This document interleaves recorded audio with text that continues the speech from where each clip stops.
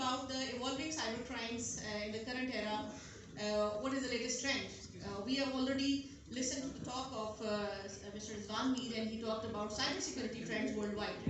But what are the cybercrime trends worldwide?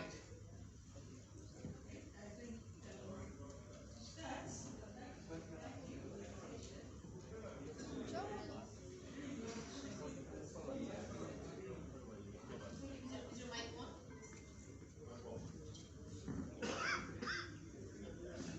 It's on.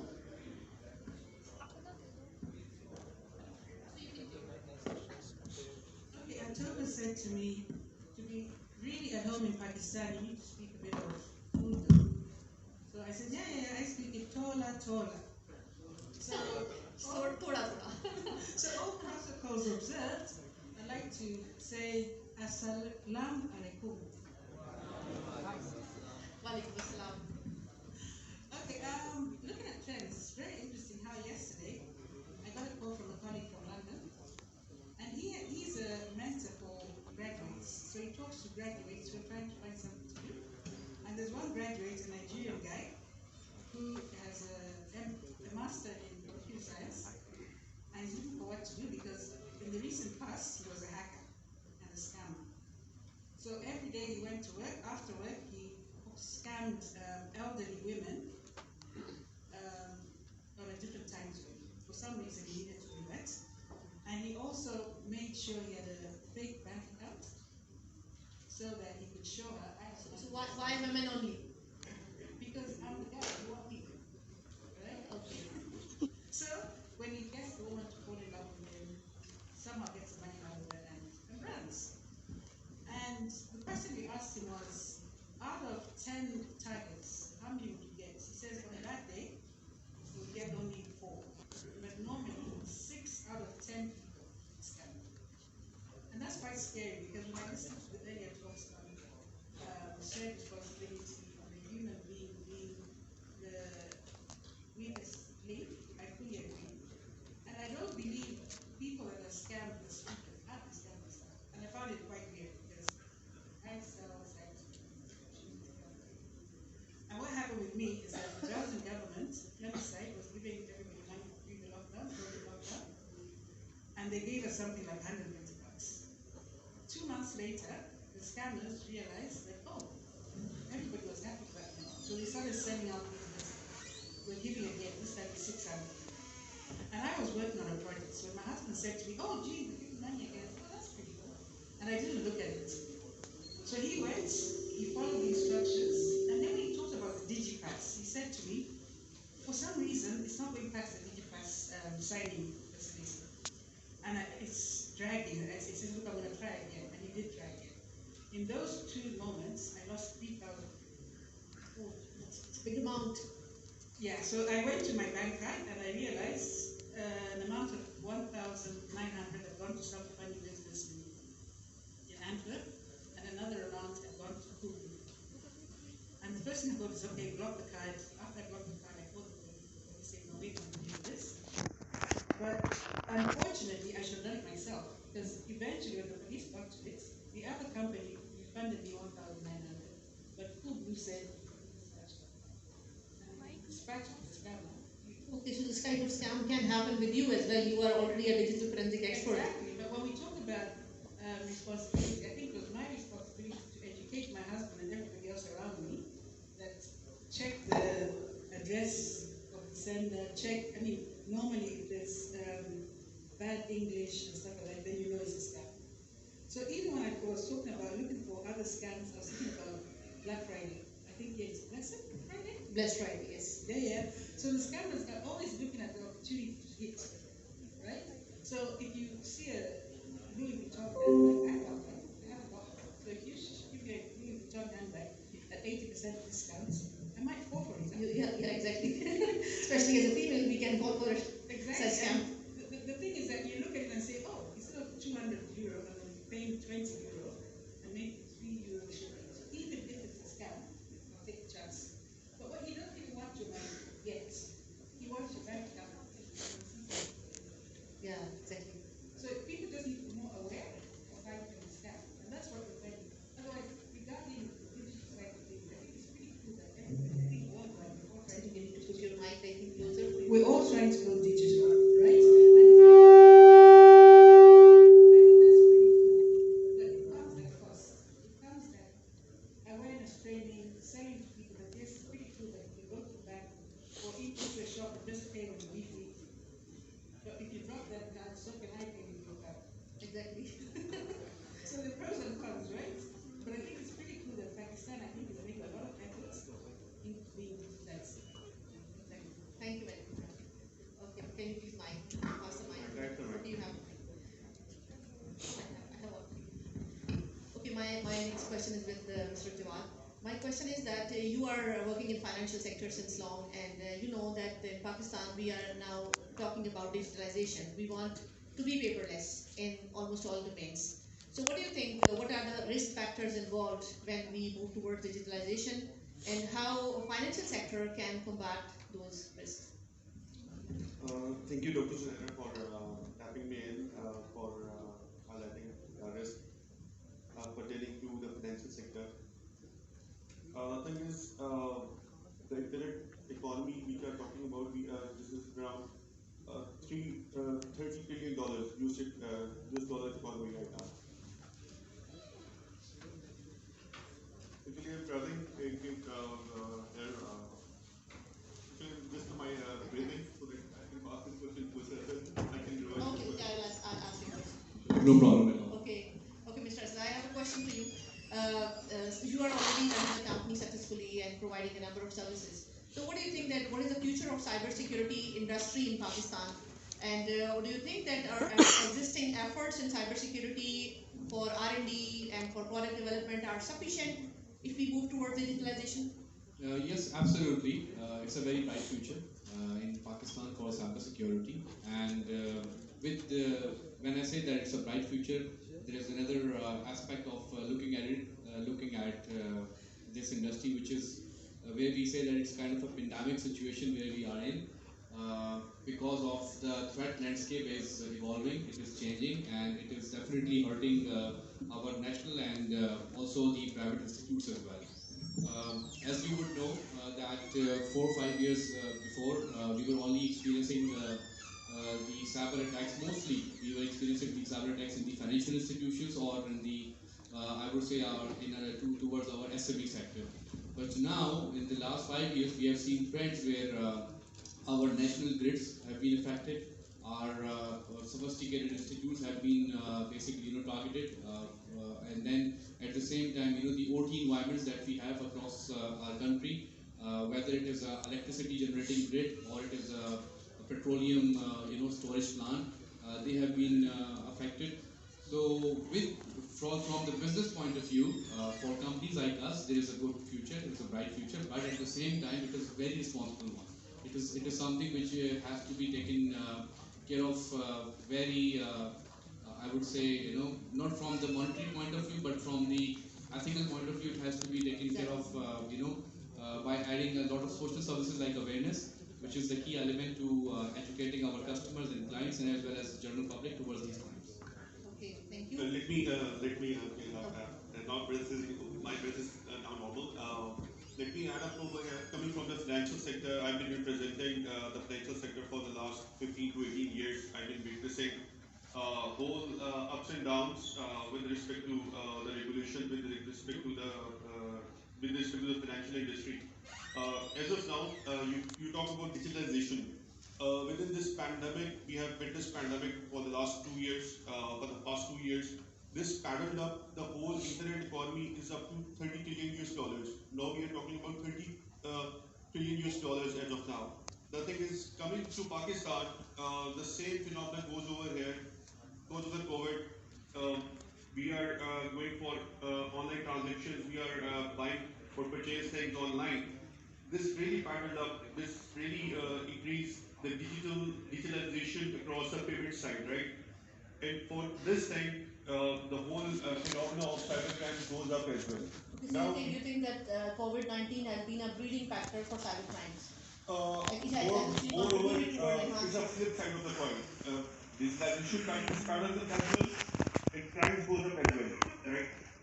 Second more thing which I came later, which I touched upon. The thing is, we are banks, financial industry, more of the victim from the cybercrime side, right? The thing is, we are really combating, we are really fighting, the regulator is fighting to curb the crime out of it. Now, the cybercrime market, we are anticipating this market goes up to $10 trillion by 2025, right? The thing is, we are adopting latest technologies. Now the criminals are adopting latest technology. We are now facing, as a banks, people are getting victimized with social engineering. People are getting fake calls. They are showing that they are coming from the unknown agencies. Your partner bank, in our financial your sector is account. not although it's not very stable yet, we are a developing country. So the little financial sector we have, we need to protect it. At the our utmost effort should be placed to protect it. Exactly. There I told about I've been part of this industry from back in 2006, right? Being a part of this industry, State Bank, our regulator, played a laudable efforts in inculcating the cybersecurity culture among financial industry, right? We have been witnessed the hack of Swift hack, which was occurred back in 2015. State Bank wake up, said no. The cybersecurity needs utmost importance within the financial industry because if people are people trust banks to put their money into it. Exactly. Once trust is gone, banking and financial industry stand nowhere. That's why uh, State Bank and we people are quite stringent to take cybersecurity very seriously. Now, the most powerful thing is now our boards, our management is quite tech savvy now. They really think upon, they really study to invest on cybersecurity as well. I think for future for cybersecurity in financial industry is quite good. Banks And I are think that's the most important area because FIA published a book, cybercrime booklet last year, and in that booklet they identified top 10 crimes in Pakistan, and financial crime is at number one yes. in that. So financial sector need to be focused, especially. One more thing, I briefly tell you that now banks have quite stringent controls at every layer. No, the problem we are facing that one more thing we talk about there is no patch to human stupidity, right? Uh, People get victimized by the calls. Someone call that your account has been blocked, your ATM has been blocked, your account come into the FATF or anti-money laundering transactions. Kindly give this information. Kindly do not give any information to such kind of calls. Bank never ever call you to get the information. Banks have already had your information. But I think we have lack of awareness, and recently Yes, I lack can of see a lot of awareness, yes. efforts from by your bank as well. Askari Bank has also initiated a number of campaigns where they are making their users, their customers aware about the scams that can happen to them. Yeah, but more interesting thing, I take this as a responsibility of mine. I went to many forums. I went to the local mosque and teach people around that please don't give your personal or financial information That's what to at anyone. an individual level you can do. Yeah, for my level, I can do this my responsibility. I take this part. You can educate your surroundings, your peers, your I think family. that's a collective joint responsibility Yes. of us, all the people who are working in cybersecurity, to make the people who are around us aware about the crimes that Exactly, can happen. it's a responsibility as well.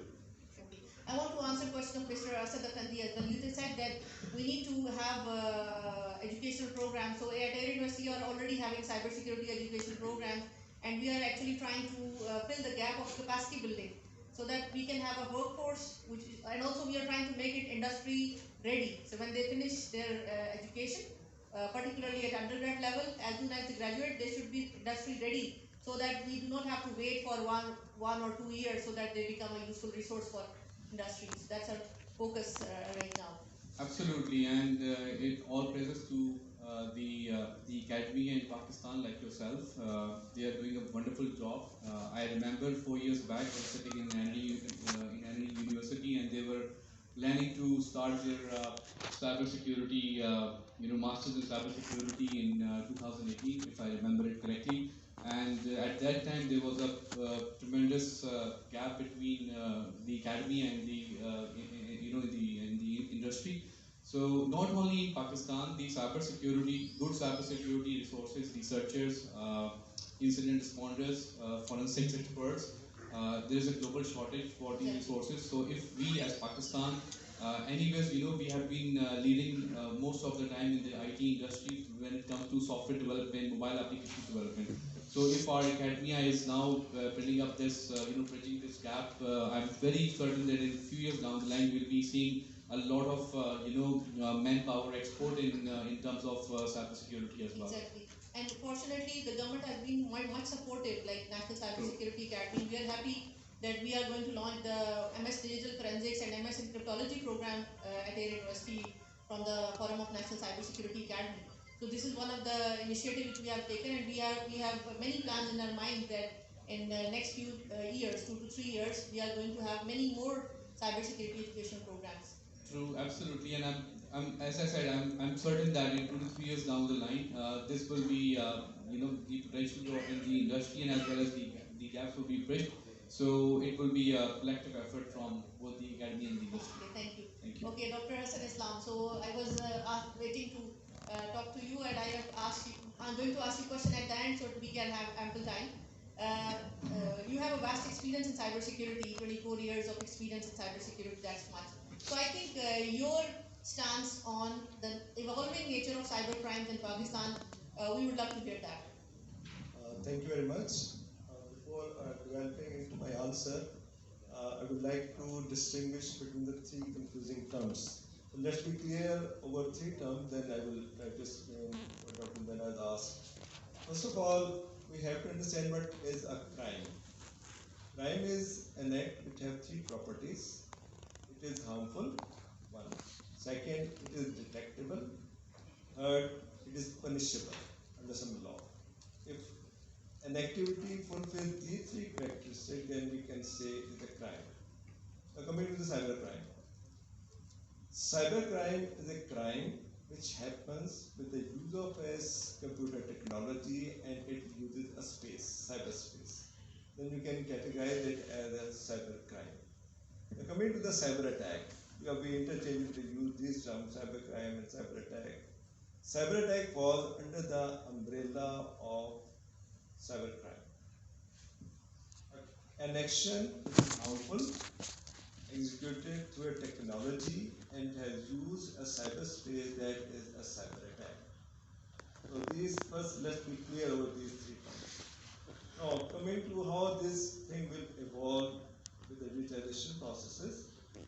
First of all, if you see my main definition, what I have looked at the literature and bit of research, the first target now hackers and activists they are doing is to manipulate the law. They are trying to bypass the law, they are trying to execute the action in a way they are not detectable, they are not punishable, and they are not recordable. But at the same time, they are harmful. I can give you an example. For example, a person develop a software who can give you the remote access, and he doesn't do anything with that. Now that, product can be used both ways, positively and negatively, but you cannot categorize it as a crime. But once it will be used for the positive purposes, it will serve as a positive function, and if it is used as a negative person, maybe to get a remote access from a system, then it will be crime. So the evolution of cybercrime is the first priority will be how they can manipulate the processes. And in order to circumvent these crimes, as Mr. Khan was also mentioning in his lecture, we have to have a very strong governance framework. Second, what is the most valuable thing for a hacker? That is obviously the data. Data is our next wealth. So a ransomware is coming into action in much more unlethal form. The problem what we face with the data is who is the owner of the data, who is the custodian of the data, who is the user of the data. So who is going to initiate a report once a cyber crime related to the data occurs. So that is a big confusion. For example, maybe you can take the example of your own organization. You have a database server, we have one DB admin who has access to the database server, one is the developer who is using this database machine to store his data, and then the OS server is system admin. So once everything happens, who is going to report, who is going to initiate, who is going to be held responsible for some malicious activity. So that is the third thing. Second thing, a hacker is going to utilize how to, manipulate among these three platforms of a system. The third dimension of evolution is the identity. Identity is no more identity impersonation. It is no more identity theft. Like you must have seen different videos floating over the network. People are replacing faces, people are replacing, fingerprints. So identity access management is going to be the third target of the hackers. Right? So these are the three things. And fourth things. You must have heard cyber warfare. Now there is the terminology is coming up, that is the cyber gang warfare. So instead of a war between the countries, now it's like gangs, which used to be happening in the road, that is going to be happening. And then fifth thing is is giving some tasks on contact basis. Like one group is hiring another group to carry out some malicious activity on their part. So these are the five dimensions over which our cyber crime they are evolving. Okay, thank you, Dr. Hassan. Okay, my next question is from all of you, anyone can answer. So far in cybersecurity, we have talking about incident detection, and almost everybody is talking about incident detection and developing solutions, using different solutions for it. But don't you think that incident response is equally important? And so far, incident response is a neglected area. And if we do incident response, focus on incident response, then we can reduce cyber crimes more effectively. I will take the initiative again because I've been teaching this incident response, and my last two visits to Pakistan's largest organization, Go FinTech. What I observed, incident response is totally neglected. It wasn't there, or it was overlaid with multiple other roles. If you see from the NIST standard, incident response has two phases. First is the preparation phase. Second is the identification phase. Third is the containment phase. Then we have eradication phase. Then we have the response, and then we have the learning phase. And if you see the first phase, that is totally based on your risk management. And then you have a detection, response, and something like that. If your risk management is good enough, thorough, and after happening of some incident, you have learned a lesson, and lesson always has a feedback. Feedback in terms of improvement of the controls, feedback in terms of the training and awareness. So ultimately, it is going to reduce the happening of the crimes in your institutes, and it will also help you proactively in taking care of the incident which you haven't seen. So my take is on this question is that incident response must be taken as a control, a critical control, and instead of hiding or closing your eyes for longer slide from that, we must give a dedicated, explicit responsibility to this. Okay, thank you, Definitely Professor. help. You want to add something? Yeah, let me add it over here. Second to Dr. Hassan, what he said. What I believe is that for the financial sector, we truly believe on incident response. Although we are evolving, for this sector, incident response teams are there. We work 24 by 7 to monitor, to eradicate, to respond to any such kind of activities which are happening around to our financial network, right? Now, second one, we are talking about the collective incident response, which is missing over there. We are being a part of the steering committee of national cert as well. At the national level, we are trying to strive for the certs, sectoral cert, being a part of the financial industry and also the part of the financial cert initiative as well. The thing is, for that reason, there are two dimensions of it, right? One dimension is we have to respond an incident at the bigger level, at the national level, at the sectoral level. The thing is, for the financial sector, because of the regulator, again, is the regulator which points us that we have to have a incident response team running on we can, there is no choice to have no Yes, recently immunity. we can see that many developments are going on, and many recent advancements, like we have heard about certs, and we have heard about different policies which are getting made and getting published. And this just happened in last 2 3 years. So this is an Yes. achievement that we are collectively working towards the common goal. One more thing, after the publication of cybersecurity policy of Pakistan, which derived the initiative of national search and sectoral search. One more thing, search rules for the whole Pakistan is coming out for which depicts That's or will great. define what kind of incident response will take place for the government sector, for the might even for the defense sector as well.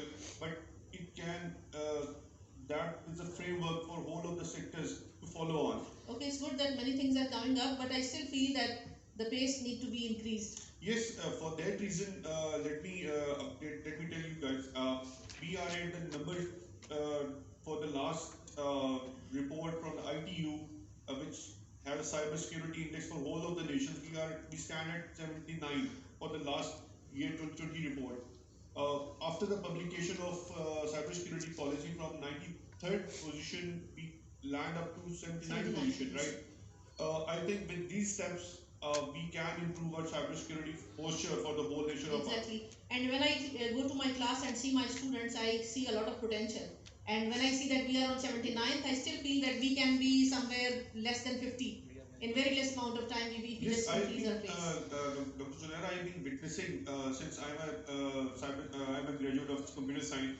I landed up into, unfortunately, I landed up to cybersecurity back in 2003 when people are working, started working on I security think in the Pakistan. cybersecurity term was just coined at that time. Yes. The thing is, now we have graduated. I've seen for the last 5 6 years, programs are coming up. A university came up with the very laudable efforts while starting an MS, PhD, and bachelor program in cybersecurity. Research is going on. This is on there, and different universities are coming.